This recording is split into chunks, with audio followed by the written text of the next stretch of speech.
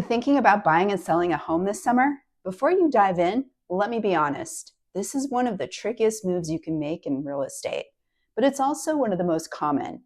And with the right game plan, it doesn't have to feel like chaos. Today, I'm breaking down exactly how to make it happen without losing your mind or your summer. Hi, I'm Bryn Cook here with Hearthstone Real Estate in Eugene, Oregon. On this channel, I coach you through the real estate process and have some fun along the way.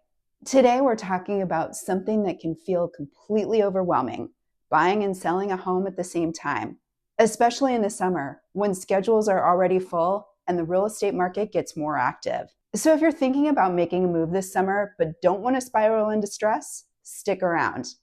I'm going to walk you through how to approach this process with a lot more strategy and a lot less chaos.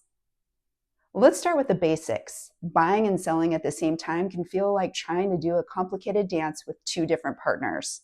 You're trying to time things perfectly so you're not stuck with two mortgages or worse, with nowhere to live.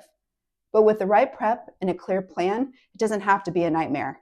First, let's talk about the different ways you can structure a move like this. There are three common approaches: sell first, then buy first, then sell, or do both at the same time. Selling first is often the safest financially. You know exactly what you're working with, you won't be juggling two mortgages, and you have more negotiating power when you're ready to buy. But it can leave you in a bit of limbo. You might need temporary housing or a flexible closing if the right house doesn't pop up immediately. Buying first gives you more time to find your next place, and it's great if you don't want to feel rushed. But not everyone can comfortably qualify to carry two homes at once. That's where options like a bridge loan or a home equity line of credit can come into play. If you're thinking about this approach, talk to a lender early so you know what's realistic.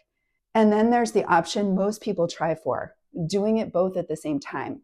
It's definitely possible, but it requires tight coordination. The biggest challenge is lining up your timelines and making sure contingencies are in place to protect you if something shifts.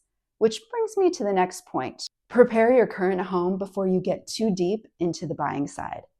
I know it's tempting to start scrolling for your dream home the minute you decide to move, but prepping your current house is what's going to set the rest of the process up for success. Start by decluttering and knocking out any small repairs you've been putting off. If the exterior needs a little love, freshening up the landscaping or touching up paint can go a long way, especially in the summer when curb appeal really matters.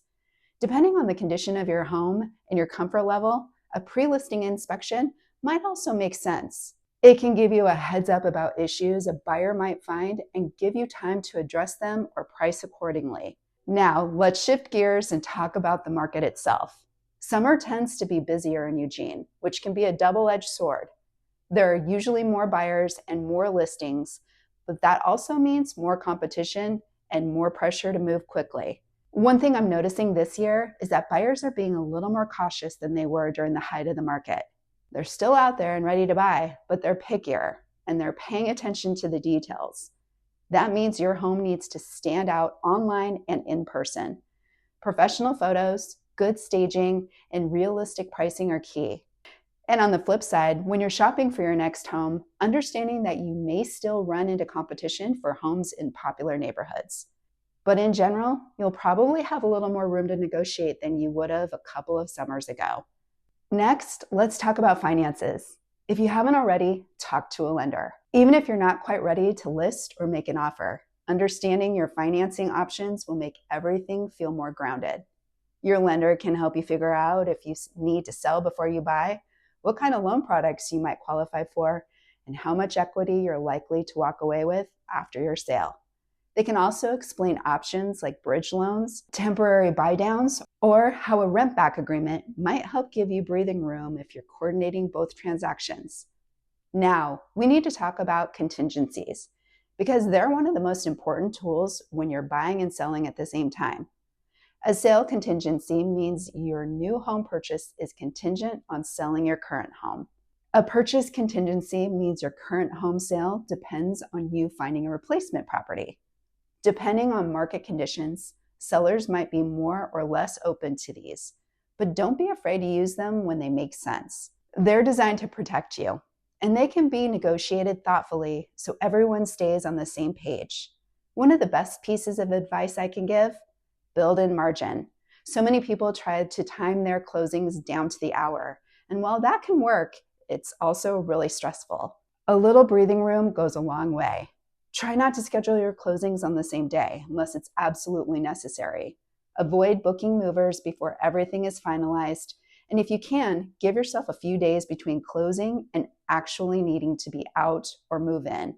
And finally, remember that you don't have to do everything at once.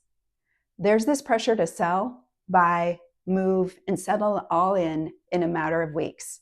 But you can take a phased approach. Gather information, talk to a lender, walk through your current home with a trusted advisor, outline your ideal timeline. Taking a few strategic steps before making any big moves can make all of the difference. And it'll help you avoid the overwhelmed, racing against the clock feeling that so many people associate with summer moves. So if buying and selling this summer is on your radar, give yourself permission to slow down, get organized, and do things in a way that makes sense for you. Thanks so much for watching. If you found this helpful, be sure to like and subscribe. I post videos weekly to help you navigate the Eugene real estate market with clarity and confidence. And as always, if you have any questions or want to talk through your situation, my contact info is in the description box. See you next time.